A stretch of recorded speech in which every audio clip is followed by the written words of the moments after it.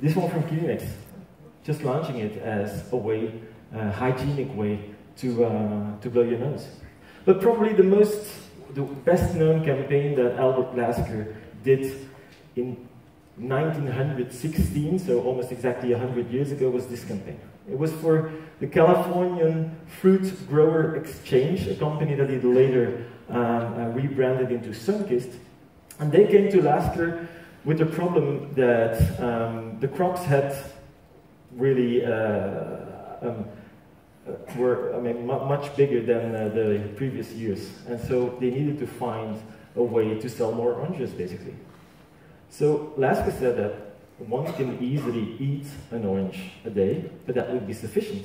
And most people already did. But if you just simply would use or tell people that they can also drink oranges, then they would easily use 2 oranges. So that is what he did. He had a campaign that was called Drink an Orange. It was a campaign that also not just said that you should drink orange juice, but it also came with an extra orange juice extractor for only 10 cents. And they sold 3 million pieces of this 10-cent thing. You can buy them now. They cost more than 10 cents on eBay, but some of them still exist. But that is 100 years ago. So how come that we're still talking about this today? I mean, this is the 21st century, right? Well, advertising did exactly this, changing behavior campaigns until a couple of decades ago. And then some other agencies came along. Media agencies, direct marketing agencies, digital agencies.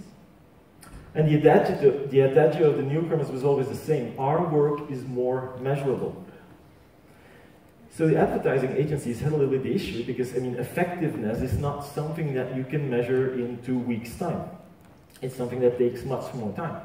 So in order to prove the effectiveness in a much quicker way, like the other agencies did, agencies fell back to more soft measures.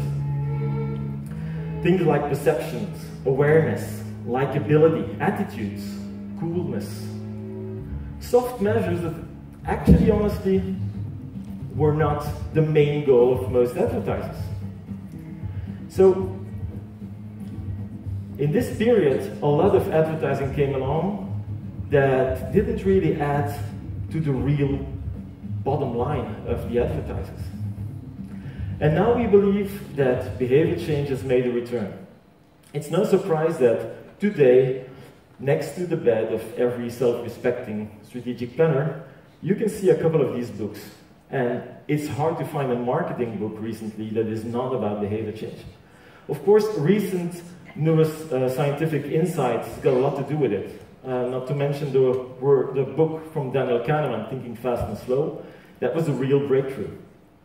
And the thing is that the reason why this has become important is just simply because behavior influences the bottom line. No shit, Sherlock. And so it's as simple as that, but the difference with a couple of years ago or a couple of decades ago is that now serious people like scientists or strategic planners with serious sounding titles use serious words to describe everything that a creative knows for centuries with his gut feel.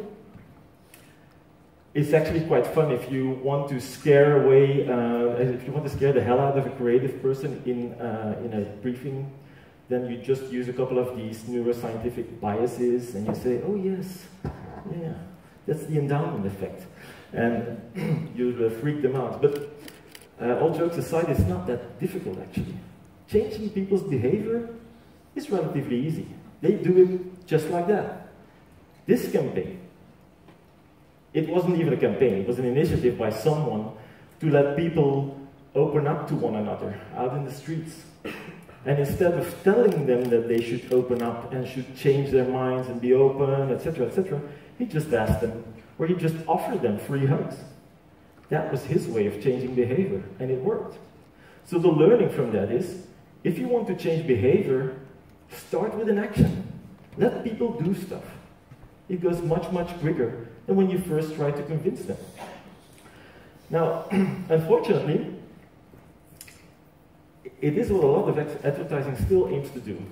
It blows my mind, but if you look at a lot of briefs that come from advertisers, they say, these are the reasons to believe. These are the strong elements, the strong aspects of our brand.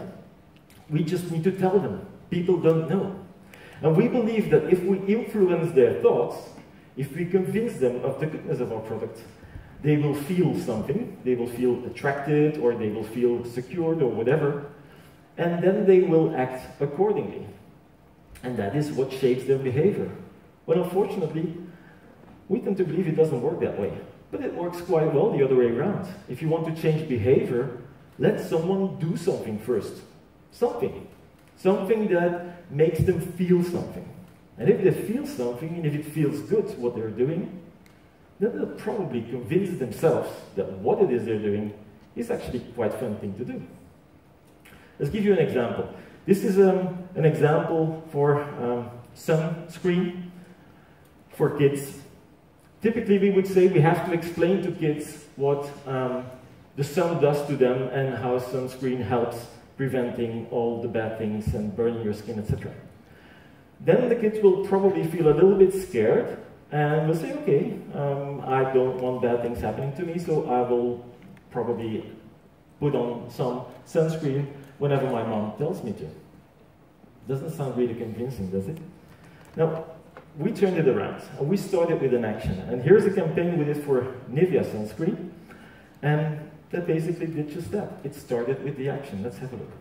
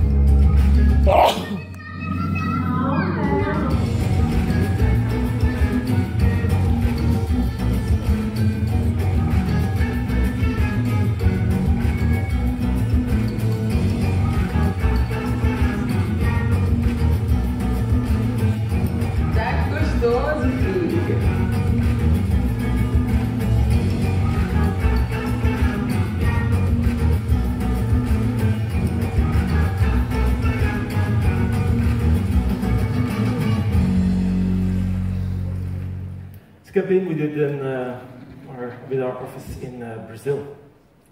So basically we just do it the other way around. We let the children play and rub the skin of their doll. They'll feel attached to the doll and they'll feel it necessary to protect themselves too. And that shapes a much, much stronger and longer lasting behavior change. So basically in marketing, where we tend to influence the attitude first, a lot of that is because advertising, where we reach people from a larger distance. If you change the attitudes and then hope for the acts to follow, we nowadays see that it doesn't work. And thankfully, all the new possibilities that we have in advertising can help us in doing it the other way around. Starting with the acts first, and then the attitudes will follow. I'll give you an example. Just for the people who are not Belgian in the room, think of the moment before, think of what you're thinking about our country, about Belgium, before you had your first Belgian chocolate or Belgian beer, and what you feel about it, what you think about it, after you had your first Belgian chocolate and first Belgian beer. You see? Big difference, huh? So the reason for that is, if we do something, we tend to rationalize our attitudes and our thinking accordingly. We want something, we want that BMW, and then afterwards we go saying it's got marvelous brakes. So this kind of thinking influences the way we deal with marketing nowadays. Research shows that if you just by simply touching a product, a consumer is much more likely to eventually buy that product than if he just looks at it. And all these insights from research, they may maybe lead to a situation where creative people say, okay, this is really worst nightmare, it's planets taking over, and there's no room left anymore for creative thinking. Well, honestly, we tend to think the opposite. And the proof, I believe, is that from the FCB creative work that was awarded in Cannes this year, 90% of it had behavior change thinking at the heart. And it's not just FCB work. If you look with those eyes to the work that is out here, and if you look at it and see what did they try to convince me of, or what do I like about it, usually a lot of it has behavior change thinking at the heart of it. Now, there will be Christmas dinners soon, and you will probably be asked by your future family-in-law what it is you do for a living, and then comes this awkward moment, especially for planners, that you cannot explain what it is you're doing. So sometimes you say, I change people's behavior, and usually that's when you're having dinner on yourself. So changing behavior may sound a little bit odd and a little bit creepy. But if you look at it, what is it that makes a brief much more behavior change than another brief? It's just inspiring action. Behavior change comes down to inspiring action. And these actions can be very small. They can be very big. But the difference is that if there's no great brief has ever been written from the lines, buy more. That doesn't inspire. That doesn't inspire. But if you, for instance, say, let people use this product for breakfast and not just for dinner, then it opens new perspectives. You can really immediately influence the people, and eventually you'll probably also let people buy more. So what these briefs have in common of the work we are doing recently is this inspiring action at the heart. So if you would like to have the 1, 2, 3 things to take away home and the things that you still maybe remember, it would be these 3. If you have a brief, make it easy, make it motivating, make it emotional. The trick lies in finding that one thing that can push people to actually do something. First, make it easy. Making something easy is essential. Making something cheaper is a way of making it easier. If it's now at 5 euros instead of 10, then it's easier for you to buy it. But to give another example, when I started smoking when someone offered me a cigarette. It doesn't come any easier. I mean, I just had to take it. He eventually also lit it because I couldn't do that. And it was there for the taking. There was also even some kind of social push to smoke my first cigarette. When I stopped smoking, I did that on a ski holiday. Also because that was easier. Not just because, I mean, the nature, etc., makes you think about other things, but also because it looked really, really clumsy to smoke a cigarette with these, clumsy gloves. So making something easy for yourself is a good way to change your behavior. Here's an example of a campaign that does little more than just making it easier. Yo no puedo recordar nada de lo que estoy diciendo en este momento. Pero lo que importa es que tú sí lo harás. El número de cuenta para ayudar a pacientes como yo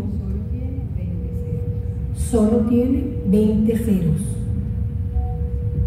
To be, but this was really using the emotions of people to let them do stuff. including buying products, including really doing stuff together with the brand. Let's have a look. This year, Poland celebrates 25 years of freedom, and Prima, the Polish coffee brand, born with the fall of communism, seized this chance to celebrate its whole 25th anniversary.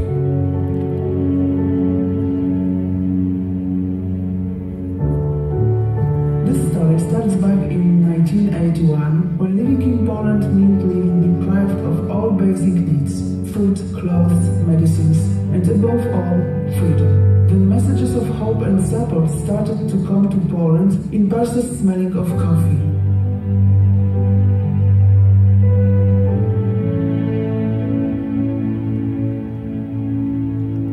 Through announcements in the press and social media, we collected memories of these parcels. About a boy who got his first training shoes in a parcel and then became an Olympic champion. About a sweater sent from France that became a family heirloom. About a girl who learned Italian so she could write back to the letters found in the parcels. And then, we found the people behind these stories. After all these years, 3 Polish families could finally meet their benefactors. 3 spots documenting these historic reunions became the invitation to join our campaign. On the website, everybody could send their own thank you parcel with a personal letter and a pack of Prima coffee.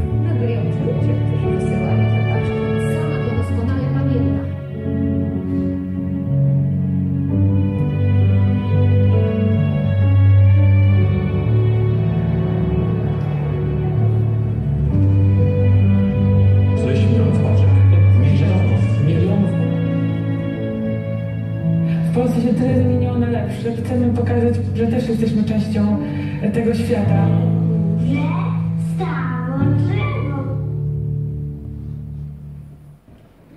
Did you notice that at that time they had Belgian truck drivers in Poland? Now it seems the other way around. But anyway, so this is about emotion. You clearly see where that can lead to. But the one campaign that was probably the biggest success of our network last year was a campaign we did for Sport England. This kind of gets the 3 things together: the easy part, the motivating part, and the emotional part. Let's have a look how this campaign came to life.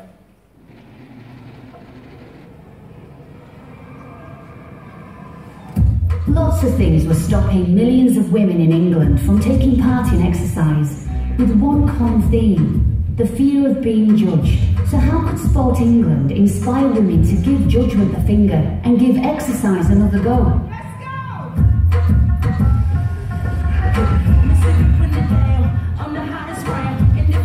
Instead of ripped bodies and perfect technique, we celebrated cellulite, jiggled the jiggly bits, and soaked the screen with sweat. The poster sites featured women in all their unphotoshopped glory.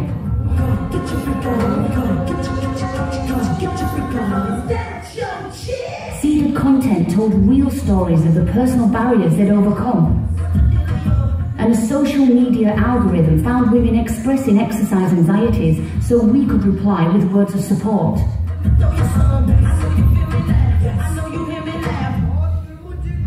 It's fair to say the word got out. This campaign is genius. That is so empowering. It's called This Girl Can. And the message is, if this girl can, anyone can. My reaction was, finally something that empowers everyone.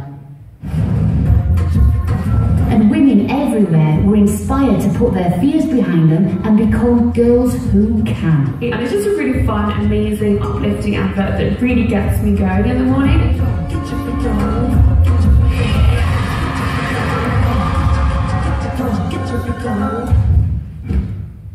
I'm not good.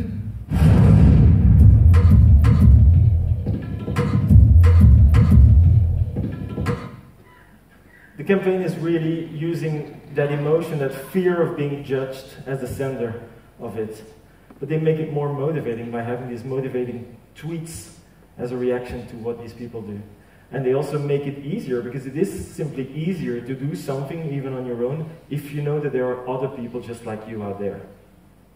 So these are a couple of our campaigns, of course, it's not just us who invented behavior change. The previous presenter also talked about behavior change.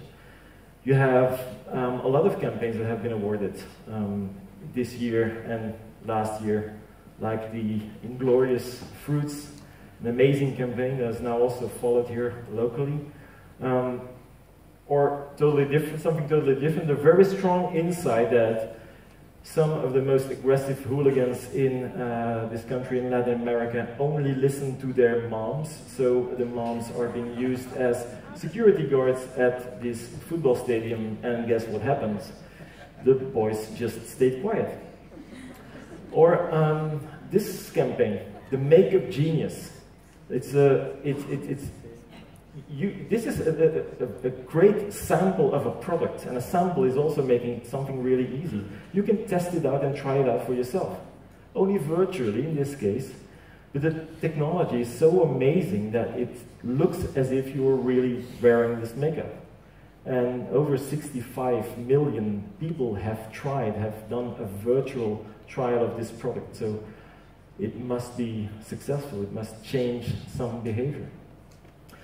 And then, I mean, there's tons of examples. The touch the pickle is a typical one where you really want to change an attitude. You want to change the attitudes of people towards female period, but you use something very tangible, the fact that you shouldn't, if you're having a period, shouldn't touch the pickle, but just by touching the pickle, that is an act of insubordinance, and really to change that attitude. So, what's the morale of this story? Why is it that behavior change has become the new black? Well, I'd like to suggest two main reasons. Firstly, we believe that work that espouses behavior change and work that is really built around the acts and what people do is just plainly more interesting. It's more interesting to watch. If you think of the overly tested territory, creative territory of product differentiation and rational benefits, etc., how difficult is it to really stand out? But think of the behavior of people and how that is continuous source of inspiration. I mean, any screenwriter or stand-up comedian will tell you that. So we believe that work that is built around behavior change can be really much more interesting creatively and much more engaging. And a second reason is, well, simply that behavior change drives business. And the fact that it drives business and that it's much more interesting and inspiring leads to the situation where we are today. We see work more and more that is both interesting creatively and building the business of brands. And that is what leads us to a very, very positive learning.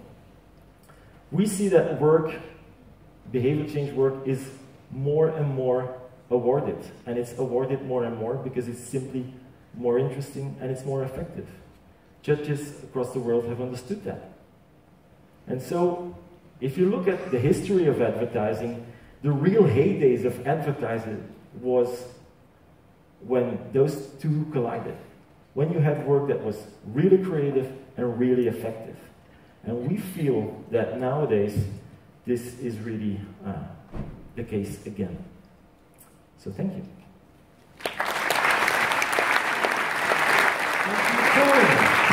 Big round of applause for Tom there. Okay, so that's the end of our behavioural change section. We're going to take a short break now.